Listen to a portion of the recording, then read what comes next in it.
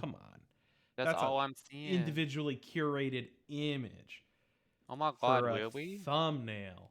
That's Come my on. desktop because I Is it really? fucking this Hell place yeah. is my home. It's a You great desktop, actually. you are my home. No, just kidding. Actually, it's I actually not think my my desktop anymore. is our most recent Glad screenshot. So Oh, that's same. cute. Oh my Yeah. god. All right. Rolls. Vadi time. Um. All right, we're gonna keep this super brief. Recording is bueno. Um, audio is actually being recorded, which is a double win. It's a Real quick, gore. we're just gonna start out with, and thanks for jumping in, guys. I know we got a small crew today with the weird time, but appreciate everyone's flexibility. A couple of quick things. I know this boss is a slog, We're and we're slogging. coming right off of another slog boss with Tindril. But I think before we talk about things we could do better, I think it's important to highlight we're already doing well relative to kind So of much like fun. the baseline of everyone that's out there. To give an example of this and not just say that and be like, yay. Um, this is 3 raid nights ago, our spread of wipes, right? So 34 total wipes in P1, 13 in intermission. 2 raid nights ago, we had roughly half as many wipes in P1. We got a little fewer in intermission, but we were able to get through the intermission 10 times and see a little bit of P2. And then we're continuing to chip away at that, adding more wipes in intermission, an actual similar amount of time in P2 as we were doing some intermission relearning. But the important thing is that P1 wipes continues to get smaller and smaller. And that P1 consistency, like driving that through, is going to really increase our throughput. So, but just a by the numbers way to show we are making progress. I know that some of these are like individual people learning specific mechanics. There are one shots everywhere. We need battle reses for things, but just to kind of give a quick hit example of what the prog is. So all that said, I think only a few things that I want to highlight today. I have kind of 3 topics in P2, and then we're going to talk a little bit about P3 because there's a lot going on in P3, and I think it's important that we all are on the same page there. So in P2, and just for the record, by the way, I'm going to put my setup for this in the raid chat channel, but effectively you can set up individual streams. This is available to everyone, not just me. This is a free service, which is awesome. But you can set up based on everyone's Twitch name, like different POVs, and you can swap between them for specific points. So like when Holy and I are looking at what balls exploded, what happened, we're usually clicking through multiple POVs here trying to figure out what went on, because it gives you melee points of view. Like this is Elin's view, right? So would strongly recommend a good tool to have up on the side of like, hey, where are other people standing? Or hey, something went wrong. Can I triage it? That's Not something that we expect you to be doing. raider.io/review, right? Yes, yeah. So it's raider.io/review. And if you individually set up with like the info that's there for Elend through Rev, you can have the same view that I'm looking at here. And Raid plan, not Raider, right? Sorry, my bad. Raidplan.io, yes. When you go there, all you do is you paste the log link in. And so I can drop in a different day and still have the same POVs. So selfless plug. Not a paid service. I get no financial benefit, blah, blah, blah. But it's super helpful. So a couple of things. With cages, I want to start with cages. We're getting a lot more consistent getting here, which is good. But I feel like right now we haven't seen it enough to where it's still a mad scramble. So we're going to move the markers in a little bit, and we'll talk about that with some examples here. But I think is important is a 2-stage step. So right now, all the debuffs go out. All the orange debuffs, all the purple debuffs. The important part is that we stack on each marker. Our orange debuffs, unless they're assigned, are not going to be breaking. And that assignment is facilitated by the macro, right? So I have a cage here. So I'm going to go stand on a marker. There was another person right here that could also just come stand on my marker with me. 3 and 1 is a perfectly fine split. But you can see the markers are too far apart for a single AMZ to hit them. So we're going to just move them a little bit closer together. But I want to highlight the duration of the debuffs here. So the orange debuffs, like Luke has an orange debuff, I have a purple debuff. My debuff expires in 1 second. Luke's probably expires in like 3 to 4. So if you watch here, the stun is going to go out. Then separately, all the orange people are still there. Separately, the orange people will break. If you're a person with orange, you don't want to be in the stun portion of that. So just to back up, right?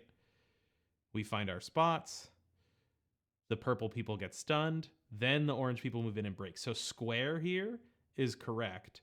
X got stunned and took a lot of extra damage as a result. Whoever was X there, and it's hard to see, but whoever was X there ended up taking way more damage than they needed to.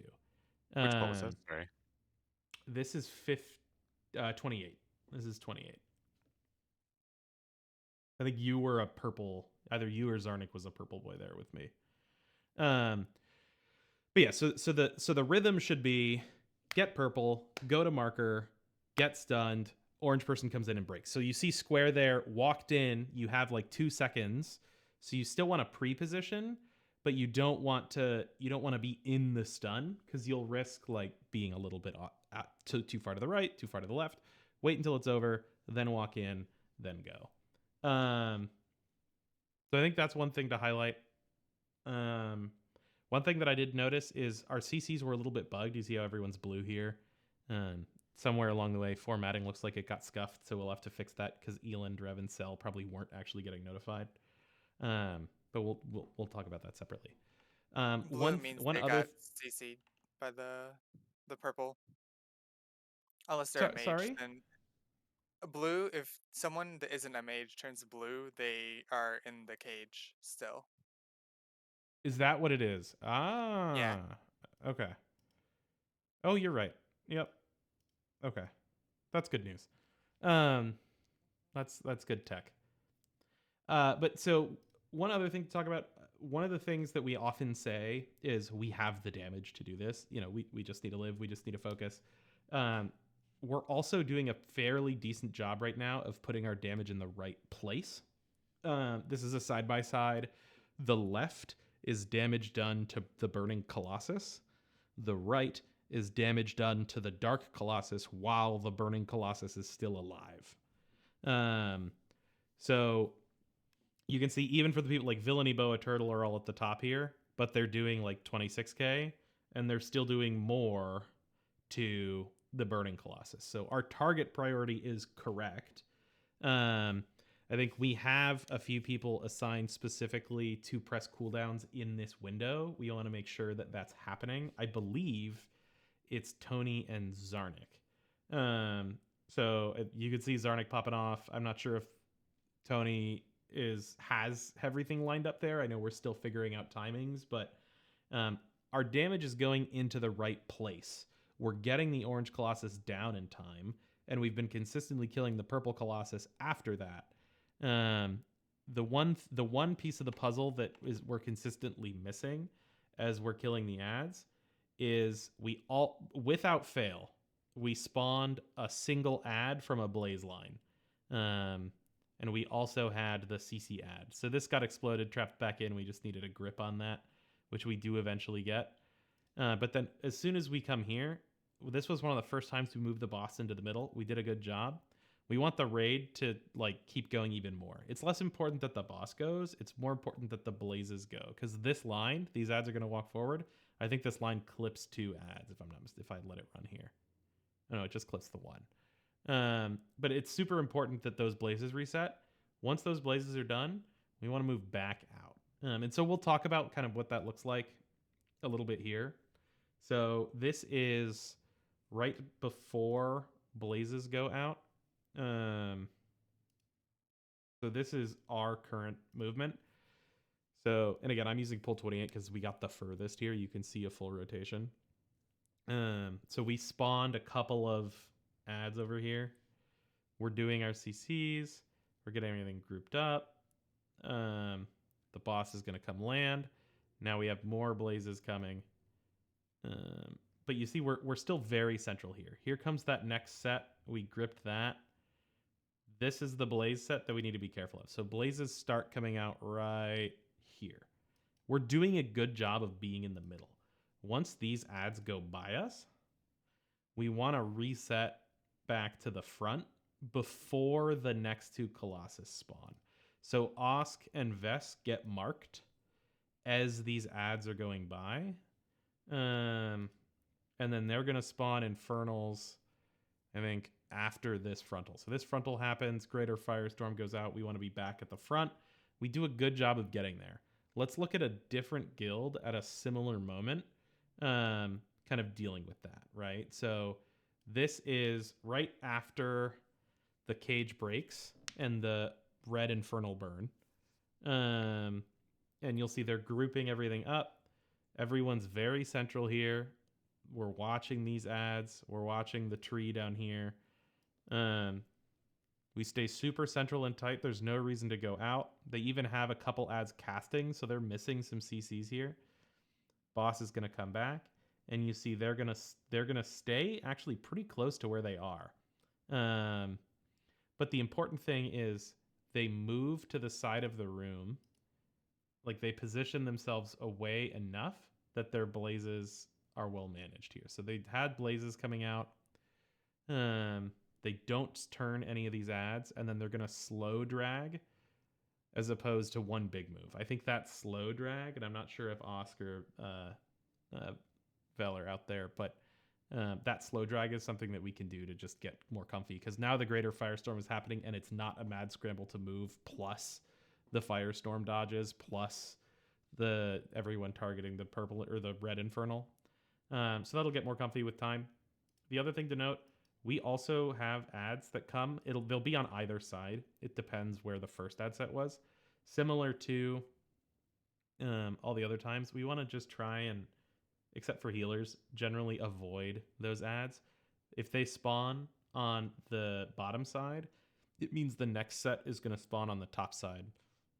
So the blazes that come out after these ads, want to be careful. So here are the trees, 1, 2, 3. These trees are going to get gripped together and we move forward. But the overall takeaway is that with our blaze movement in P2, this particular ad set right here that spawns right here, we converted 1 to 2 of these ads every single P2 pull that we had. And a big part of that is if we look at kind of where people are standing as they spawn, you won't see a big difference, right? So here comes that ad set. But what happens is we have ranged that are like further up this way when we want to be moving back into where the breath just happened. You see here, there's ranged here, but these guys are already moving away. The only people who are up front here are melee, and the melee with blazes, like if we watch who gets blazes here, so this warrior has a blaze. Gonna watch his line, right? But there's nobody. You can draw like a little bubble almost around these ads. There's like an arc of people versus this is in the middle of blazes coming out. And we have people that are fairly close to the ads. So we just need to get consistent with looking out for that. That's kind of a secret mechanic within this. And to show kind of as we turn one of those ads consistently, just as an example, right? Cages are going to happen. Now we're going to get blazes. These ads are spawning. This is really important. These blazes come out before the ads actually appear. But this line going off will directly correspond with these ads spawning in. So you'll see it spawns in and immediately gets turned. So that first set, we just need to be really cognizant of where our blaze lines are, right? Like whoever has this blaze, They just need to be aware that this actually looks like it might be 2 blazes on top of each other. You just can't be standing there. You have to move.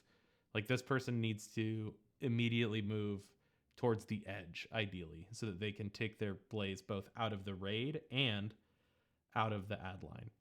They could also technically move to the middle, but then they're dragging a blaze across the raid, and that's super dangerous. So in this moment, the decision-making process is, will I kill my friends if I go to the center and move my blaze off the ads? But it's super, super important that the blaze gets off the ads. We don't want to kill someone in the process, but turning more than one ad is an immediate wipe. So we just need to be super careful of that. Anyone have any questions on blazes? Yeah, I want to be clear about why it's an immediate wipe.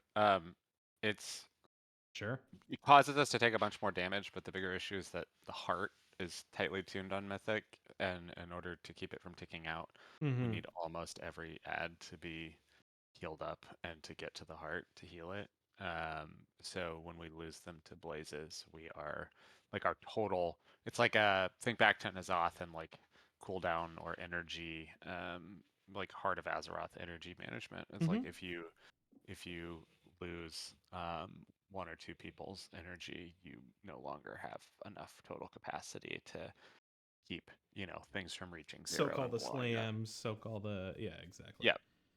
And it's a double dip impact as well, because if we spawn ads and they're casting, that cast does damage to both the ads and the raid. So it really increases the total healing throughput required on top of us having fewer ads to be able to heal. So it's double punishing. So I think that's one thing.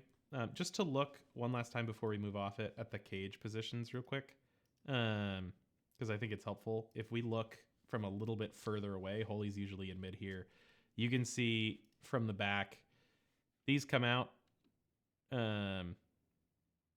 He doesn't get assigned, but he was running there just in case. We did a good job. We broke everyone here. This was one of the first pulls where we broke everyone. If we look at a different P2 pull, where we're at kind of that same moment, right? Not quite. Yeah. So these first blazes, if we look kind of at that same moment, boss is coming forward.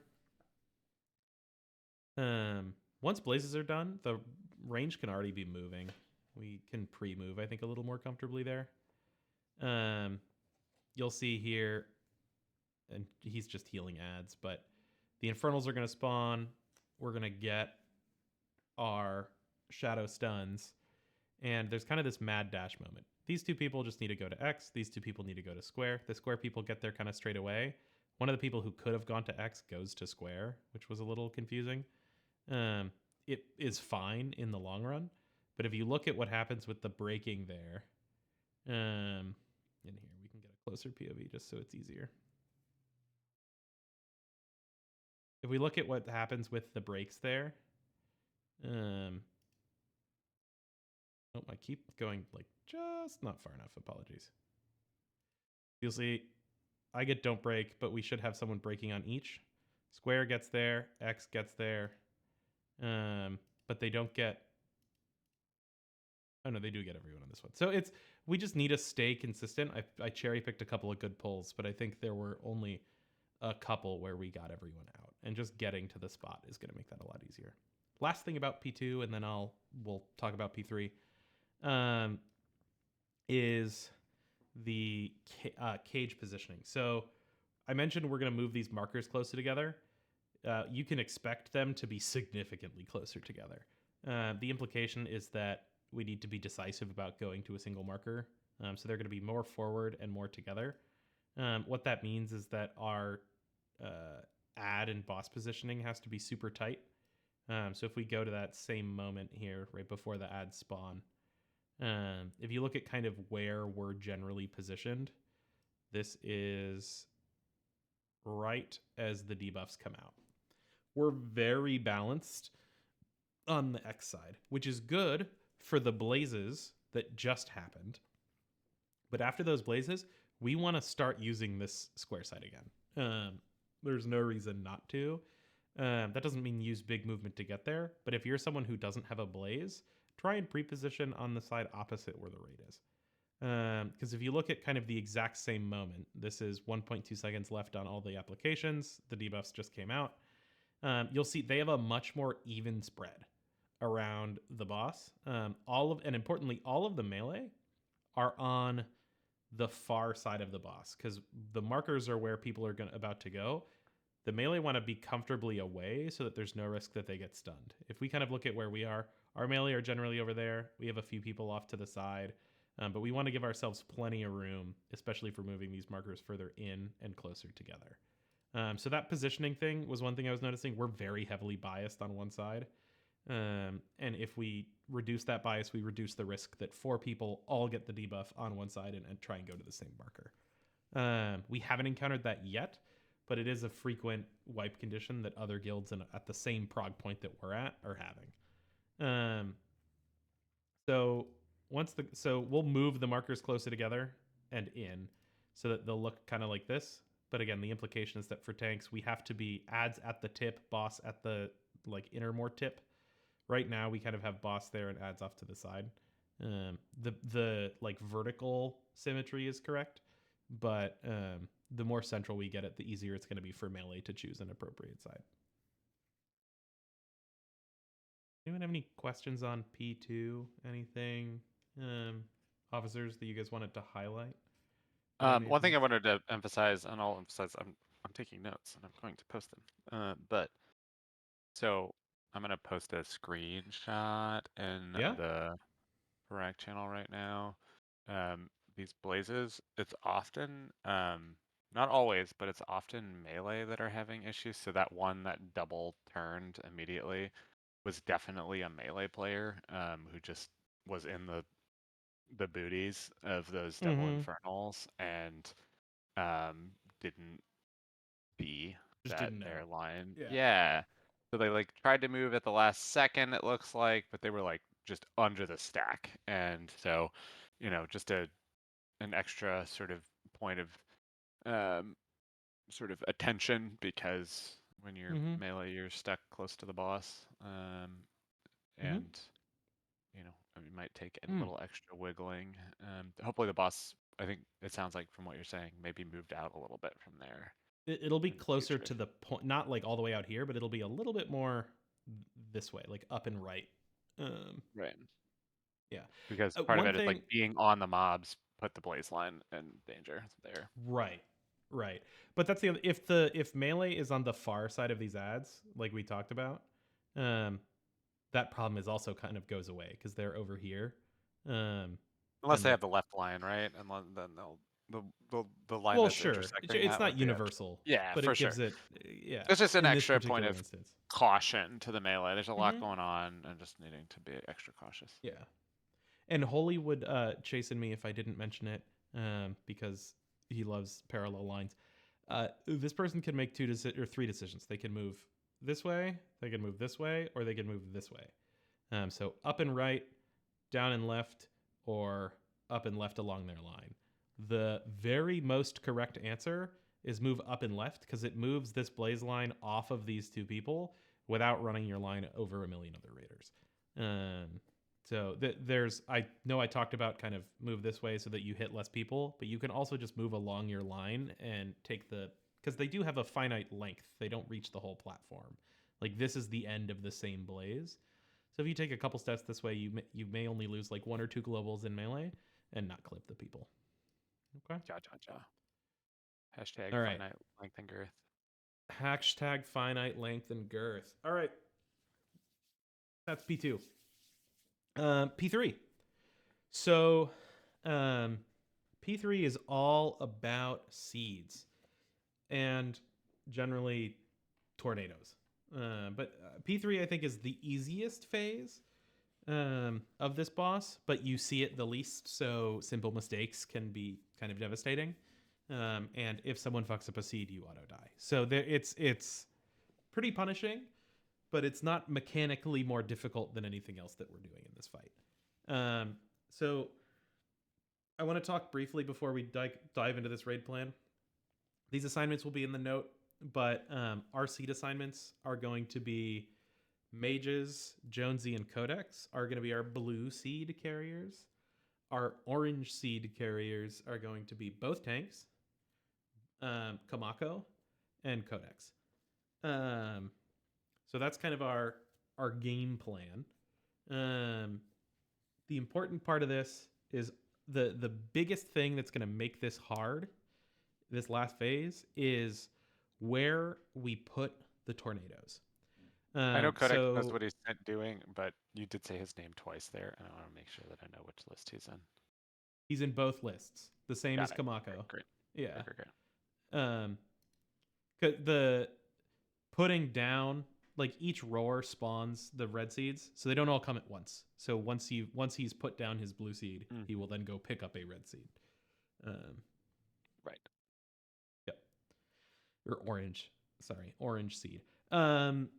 Okay, so right now in Heroic, we generally position ourselves kind of like in an arc around here, and the seed people are on this side, the non-seed people are on this side. We don't really have that luxury here. So you can see the seed people and like generally where they go. Here they have 2 seed people over here, 2 seed people over here, and they're hitting the boss. Everyone else is trying to generally stay away from them. The reason that we position like this is, in addition to creating a safe zone, once we create a safe zone, a really big pool of fire spawns where we just made a safe zone. So we can't really drop them at like the middle, like we do on Heroic. So the whole raid is going to be on one side of the boss. The seed people are going to kind of be off doing their happy thing. Tornadoes go on our back, on the edge. Not near the edge, on the edge. And I have a POV in video form of what this looks like from the strat video that we shared previously. But the tornadoes need to get to the edge, and we're going to drop our first seed where it says bloom. So that's going to be our first seed drop, which the plan for right now is to only do this phase 3 times, not 4 times. We have enough seeds to do 4. The plan is to do 3. So what will happen is both mages will drop their seeds on the first roar. So we'll have 2 blue seeds go down where it says bloom. And what that looks like in playing form is P3 starts, boss lands, everyone comes down. You're going to see the seeds spawn and immediately get picked up. Seed, seed, seed, seed. The 4 people grab them straight away. Raid comes over here. This guy, they actually gave one to their tank, which is not what we're planning to do for the blue seeds. That's kind of ballsy, but here we are. So you'll see these tornadoes come out. These people, this is a melee shaman. I want to emphasize, this is a melee shaman, and he is hoofing it to the edge. This is not a sort of get out. This is get all the way to the side. So you're going to get blazes. Super important in P3. In P2, we talk about move then plant. In P3, it is plant then plant. You do not move. It is more important that you mitigate the damage of 2 blazes than you move your blaze last minute, because people with seeds are putting them down and moving their own blaze out. So if you move your blaze onto a seed, it's an immediate and like unrecoverable wipe. So you'll see they group up here.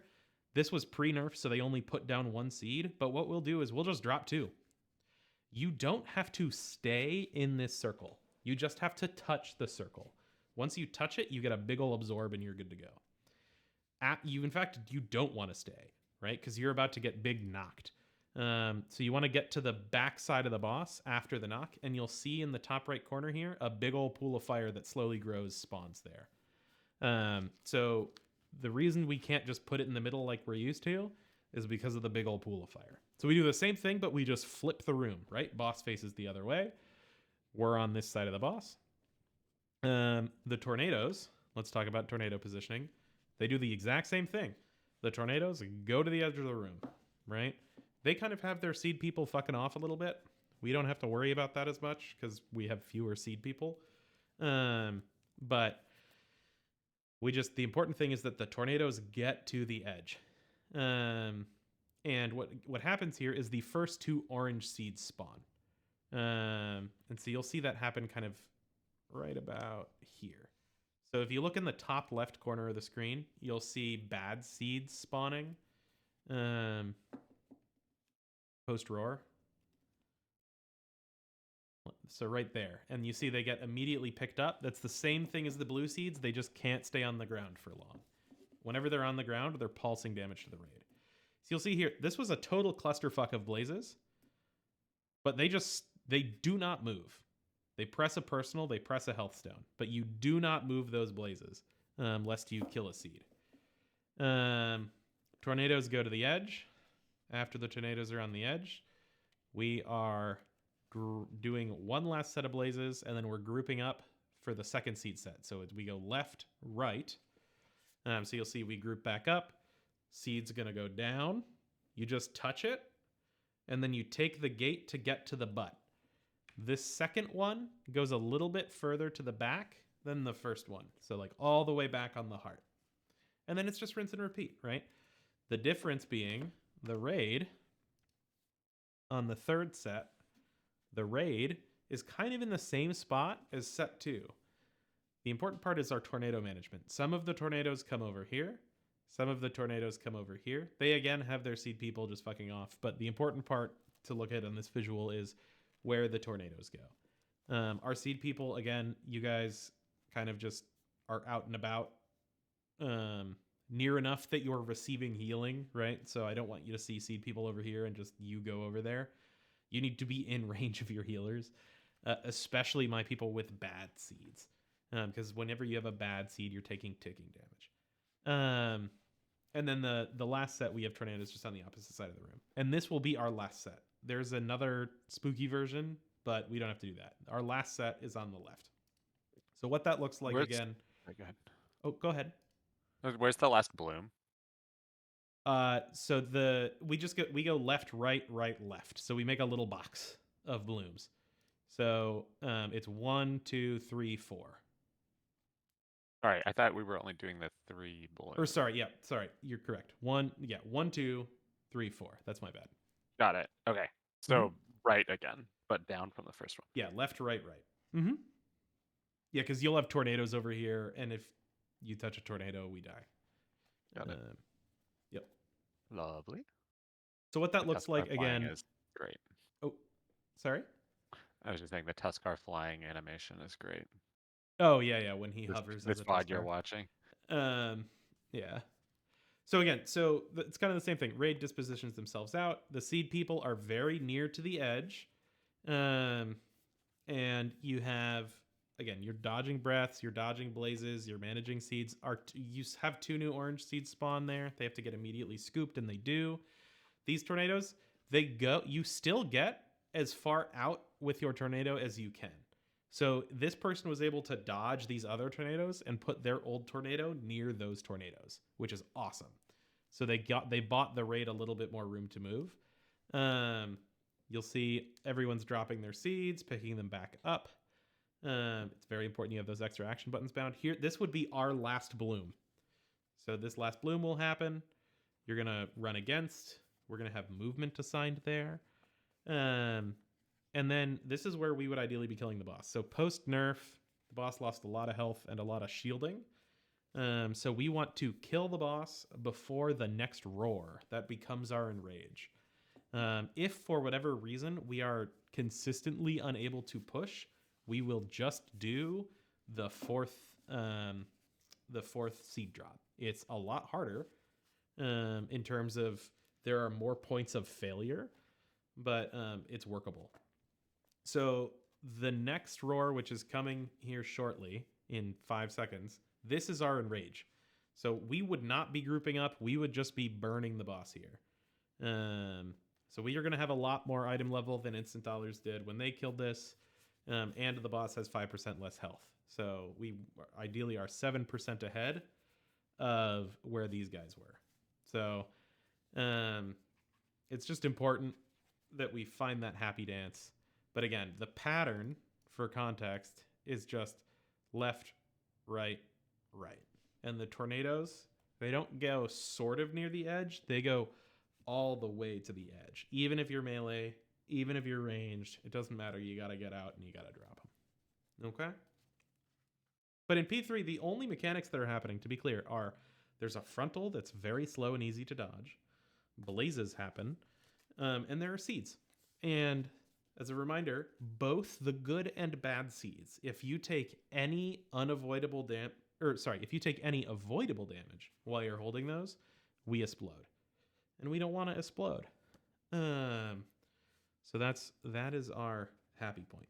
And again, I know that a lot of this is recap for some people, but I know that we've been thinking a lot about P1 and P2. So the more that we can enable ourselves in P3 with some upfront prep, the better.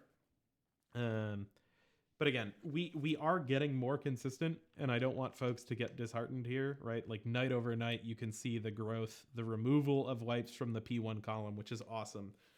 So let's bring that same continued progress, get rid of our silly mistakes in P1, and really enable ourselves to get all the way through a set of P2 mechanics, which we got all the way through one Infernal set. And our best wipe was wipe 28, and we can look at that in VOD review form as well. But wipe 28, we get all the way through the first Infernal set, which I believe is right around the 5-minute mark, if I'm not mistaken. Yes. Yeah, our last souls die right around the 5-minute mark. We get all the way through one set of mechanics, even with spawning extra adds, which is remarkable. So we've shown we can do it. We just need to do the same thing twice. And then we're maximizing our boss damage from there. So, but right now we're just focused on live. We're focused on getting everything where it needs to go. And right now where we got kind of lost is we weren't, and this is what I was talking about with tanks, we want to be already at the front of the room by the time these blazes and this greater firestorm happen. So we just need to do that move basically as soon as the previous blaze set is done. Because what's happening around is we're dodging blaze lines, tanks are over here, infernals are spawning, it's just a mad scramble. And because we're trying to move during blazes, we're going to end up taking a lot more damage. And then we're already in position for this break. So we got a little bit of hectic there. We lost a healer. And then from there, it was kind of things fell apart. But this next CC set is going to be our happy point. I want to be clear. You don't have to wait to do your CC, or rather, you don't have to like time your CC to stop the first cast. We all have a kick. If you can't get out to knock your ad or can't get out to grip your ad, whatever it is, trap it, you can kick it and buy yourself some more time. So it's just important that we deny those casts. But we had a little bit too much kind of spiral out of control there at once with a healer dead, and then I think we lost a tank here. And every time we have the elves go good, girls go bad, whatever. It's just over. Yeah. It does so much damage. It does so much damage. Like even apart from the heart not having enough, while they're channeling, they're just doing huge pulsing damage. So it's ouchy. Yep. Champions! Does anyone have any P3 questions? Otherwise, I'm kind of... Today's a quickie. P3 looks chill. Other than for the seed people. Like, it's just the whole team on their back. Yeah. Yep. No pressure, Kamako. Yeah, so No, you You said you want to play WoW. the red seeds can't touch anything either, like tornadoes? Correct. No So seeds if I get a can tornado, touch... I just drop it and book it? Yeah, so if you get a tornado, you drop it where you are. You'd go drop your tornado, and then you come back and grab it. And with blaze lines, every time a blaze line spawn, you have to drop it and then step a step off. Everybody else has to be totally stationary and then step back over. Yeah. Did tornadoes and blazes ever overlap? No. Oh, okay, that's not that bad then. No. You like the tornadoes happen between each roar, it's the same set of mechanics. He does a frontal breath, he does 2 sets of blazes, and he does 1 set of tornadoes. And it goes breath, blaze, tornado, blaze. So it's truly a very simple phase. The only difficult part are our seed carriers doing the seed scramble. That's really it. You can see it's Seeds, Blaze, Breath, Firestorm, which is the tornadoes, and then Blaze. So Blaze, Breath, Firestorm, Blaze. Same thing. Blaze, Breath, Firestorm, Blaze. Same thing. Blaze, Breath, Firestorm. So it's just, we do it once right, and then we're just doing the same thing in slightly different spots throughout the room. With more seats.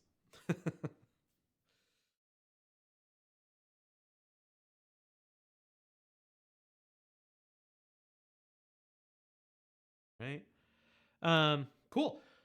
And again, if folks have particular questions or anything else, I'll hang out for a few, but really appreciate everyone's time. I'll stop recording here. And we can call it there.